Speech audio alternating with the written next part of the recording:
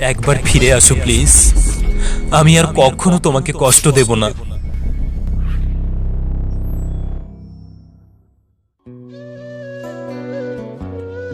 আমি তোমাকে এত ভালোবাসি, অথচ তুমি আমার সাথে খারাপ ব্যবহার করো কেন বলো তো? কি বললে? আমি তোমার সাথে খারাপ ব্যবহার করি? ভালো না লাগলে ব্রেকআপ করো, ওকে? সরি। কিসের সরি? হ্যাঁ, সব কিছুতেই তোমার সরি। রিলেশন রাখবো না তোমার সাথে। প্লিজ এভাবে বলো না। চুপ করো। আমি তো তোমার সাথে রিলেশন করতে চাইনি। তুমি তো বলেছিলে তুমি আমাকে অনেক ভালোবাসো, আমাকে ছাড়া নাকি তুমি বাঁচতে পারবে না। তাহলে এখন কেন আমার সাথে এত খারাপ ব্যবহার করছো? বলছি না চুপ করো। এত প্যাচাল ভালো লাগে না। বাহ, আগে তো আমার সাথে একটু কথা বলার জন্য ছটফট করতে, আর এখন আমি কথা বললেই তুমি বিরক্ত হও। কি হয়েছে তোমার, বলো না। ফোন রাখলাম, বাই বলেই কলটা কেটে দিলাম। ফোনটাকেও বন্ধ করে রাখলাম। ধুর, ভালো লাগে না এই মেয়েটাকে। অসহ্য, সব সময় শুধু জ্বালায় আমাকে। অনেক রাত হয়েছে, ঘুমিয়ে পড়লাম। সকালে ঘুম ভাঙার পর ফোনটা অন করলাম। ফোন অন করার সাথে সাথেই প্রচুর এসএমএস ঢুকলো। সব এসএমএসই ন্যাকামো দিয়ে ভর্তি। মেজাজটা খারাপ হয়ে গেল। এই, তুমি এত ন্যাকামি করো কেন?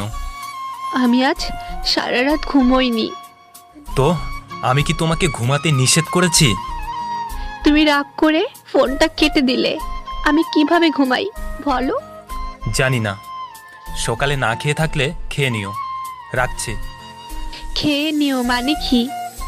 বলো যে খেয়ে আসো, পরে কথা বলছি। আজব তো, তোমার কাছ থেকে আমার কথা বলা শিখতে হবে? ধুর, তোমার সাথে আমার রিলেশন করাটাই ভুল হয়েছে। ফোন রাখো তো। সরি সরি সরি, আমি খেয়ে নেব, তুমিও খেয়ে নিও কিন্তু। ওকে, বাই। কি বিরক্তিকর, সকালে ঘুম থেকে উঠেই মেজাজটা খারাপ করে দিল। কেন যে এটার সাথে রিলেশন করেছিলাম। এরপর সারাদিন বন্ধু বান্ধবের সাথে মজা করেই কাটিয়ে দিলাম। ও অনেকবার ফোন করেছিল, কিন্তু রিসিভ করিনি। বন্ধুরা যখন বলছিল কিরে কে এত ফোন করছে, তখন বলেছিলাম আর বলিস না, একদম তেজপাতা করে দিয়েছে আমার জীবনটাকে। একথা শুনে সবাই হো হো করে হেসে উঠল, সাথে আমিও। রাত্রে বাড়ি ফিরে নিজেই ওকে ফোন করলাম। হ্যালো। কোথায় ছিলে সারাদিন? কোথায় ছিলাম মানে? কেন, আমি কি জানতে পারি না? কথাটা তুমি যেভাবে বললে তাতে মনে হচ্ছে তুমি আমাকে সন্দেহ করো। না না, সন্দেহ করব কেন? তাহলে তোমাকে ফোন করলাম কোথায় জিজ্ঞেস করবে কেমন আছি, কি করছি, তা না করে বলছো সারাদিন কোথায় ছিলাম। আসলে কি জানো, তুমি আমাকে বিশ্বাস করো না। ভেবেছিলাম আজ অনেকক্ষণ কথা বলবো তোমার সাথে, কিন্তু তুমি আমার মেজাজটাই খারাপ করে দিলে। এই, ঘুমিয়ে পড়ো। Good night. হ্যালো হ্যালো, শোনো না। কি বলবে বলো। একটা কথা বলি, তুমি রাগ করবে না তো? বলো, কি বলবে? আজ না একটা ছেলে আমাকে ফোন করেছিল। আমি ছেলেটাকে চিনিই না। ছেলেটা নাকি আমাকে খুব পছন্দ করে। আমি খিস্তি দিয়ে ফোনটা কেটে দিয়েছি, নাম্বারটাও ব্লক করে দিয়েছি। এত হাসার কি হলো? খুব খুশি লাগছে তাই না? ছি, তুমি অন্য একটা ছেলেকে পেয়ে সারাদিন আমার কোনো খোঁজ নিলে না। আমি তো তোমাকে অনেকবার ফোন করেছিলাম, তুমি তো রিসিভই করলে না। ধুর, ফোনটাই কেটে দিলাম। মেয়েটাকে এভাবে কষ্ট দিতে আমার খুব মজা লাগে। সব সময় আমি ওকেই দোষারোপ করি, আর কখনো ও আমার উপর রাগ করলে আমি ওকে ইমোশনাল ব্ল্যাকমেল করি। তখন নিজেই আমাকে সরি বলে। তো এভাবেই চলছিল আমাদের সম্পর্কটা। হঠাৎ একদিন ও বলল, জানো, আমার না বিয়ে ঠিক হয়ে গেছে। কি, তুমি বিয়ে করবে? তাহলে আমার কি হবে? আসলে মেয়েরা এমনই হয়, ভালোবাসে একজনকে আর বিয়ে করে আরেকজনকে। তোমাকে এত ভালোবাসার পরেও এই প্রতিদান দিলে? আসলে সব মেয়েরাই এক, স্বার্থপর। আমি কি করব কিচ্ছু বুঝতে পারছি না। তুমি প্লিজ কিছু একটা করো।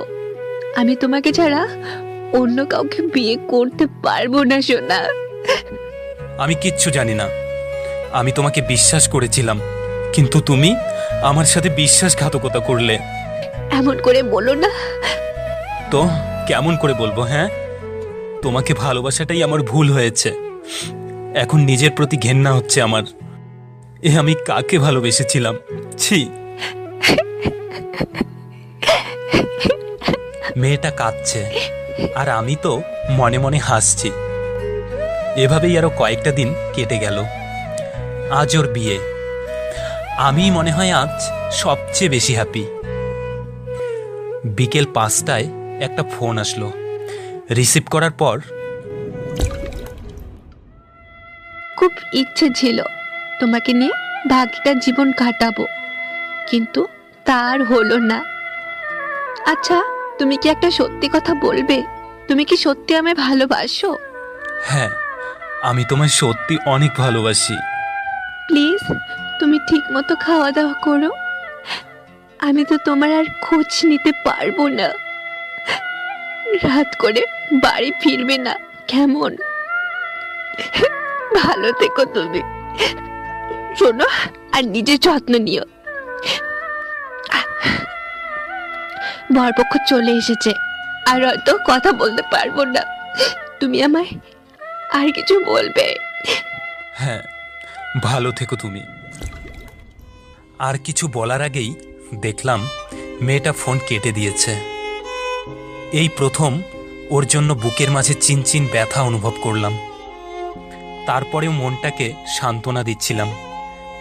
যাক, ভালোই হলো, এতদিনে আপদ বিদায় হলো। আজ রাত্রে আর বাইরে গেলাম না। মনের অজান্তেই ফোনটাকে বন্ধ করে ঘুমিয়ে পড়লাম। সকালে ঘুম ভাঙার পর যখন ফোনটা অন করলাম, তখন প্রতিদিনের মতো আজ আর SMS ঢুকলো না। মেয়েটার উপর খুব রাগ হলো। ভাবলাম ওকে ফোন করে একটু বকাবকি করি। পরক্ষণেই মনে হলো ওর তো বিয়ে হয়ে গেছে। আমি এখন কাকে বকবো? কেমন যেন অদ্ভুত এক শূন্যতা অনুভব করতে লাগলাম। মনটা ডুকরে কেঁদে উঠল। আজ সারাদিন একবার ওর ফোন কেটে দিতে হয়নি, কারণ ফোনই তো আসেনি। কাটবো কিভাবে? আজ ওর কথা খুব বেশি মনে পড়ছে। সময় যতই যাচ্ছে ততই ওর কথা মনে পড়ছে। একটা সময় ঘরের দরজা বন্ধ করে দিয়ে পাগলের মতো চিৎকার করে কাঁদতে লাগলাম। আমার মন শুধু বলছিল, এর জন্য তুই দায়ী। যখন ভালোবাসা পেয়েছিলি তখন তো তাকে অবহেলা করেছিলি। আজ তবে কেন এত কান্না করছিস? ঠিকই তো, প্রথমে আমি তো ওর পিছে পিছে ঘুরতাম। ও আমাকে পাত্তাই দিত না। কত কি বলে ওকে রাজি করিয়েছি, কত কি বলতাম, কখনো কষ্ট দেব না তোমায়, সারা জীবন ভালোবেসে যাব। আমি সব ছেলেদের মতো না, কোনো দিন তোমাকে কাঁদাবো না, তোমাকে অনেক ভালোবাসবো। আর ভালোবাসা পাওয়ার পর কতই না অবহেলা করেছি ওকে। ও আমাকে প্রায়ই বলতো, ভালোবাসা হারিয়ে গেলেই বোঝা যায় ভালোবাসা আসলে কি। কিন্তু তখন কথাটার মানে বুঝতাম না। যদি একটাবারও বুঝতে পারতাম ভালোবাসা হারানোর পর আমাকে এতটা কষ্ট পেতে হবে, তাহলে কখনো আমি ওকে হারিয়ে যেতে দিতাম না। এখন মাঝে মাঝে চিৎকার করে বলতে ইচ্ছে করে, একবার ফিরে আসো প্লিজ। আমি আর কখনো তোমাকে কষ্ট দেব না।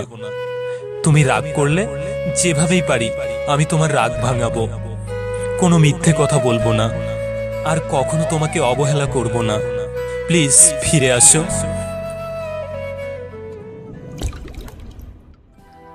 ভালোবাসার জন্য একসময় সবাই পাগল থাকে, কিন্তু যখন আমরা সত্যিকারের ভালোবাসা পেয়ে যাই তখন সেটাকে অবহেলা করি। হারানোর পরে বুঝতে পারি কি হারিয়েছি। তাই কেউ যদি সত্যিকারের ভালোবাসা পেয়ে থাকেন তাহলে প্লিজ সেটাকে হারিয়ে যেতে দেবেন না। এখন হয়তো তাকে আপনার বিরক্ত লাগতে পারে, কিন্তু যখন সে হারিয়ে যাবে তখন বুঝতে পারবেন কত দামি জিনিস হারিয়ে ফেলেছেন। একসময় খুব কাঁদবেন, কিন্তু সেই হারানো ভালোবাসাকে আর কখনো ফিরে পাবেন না।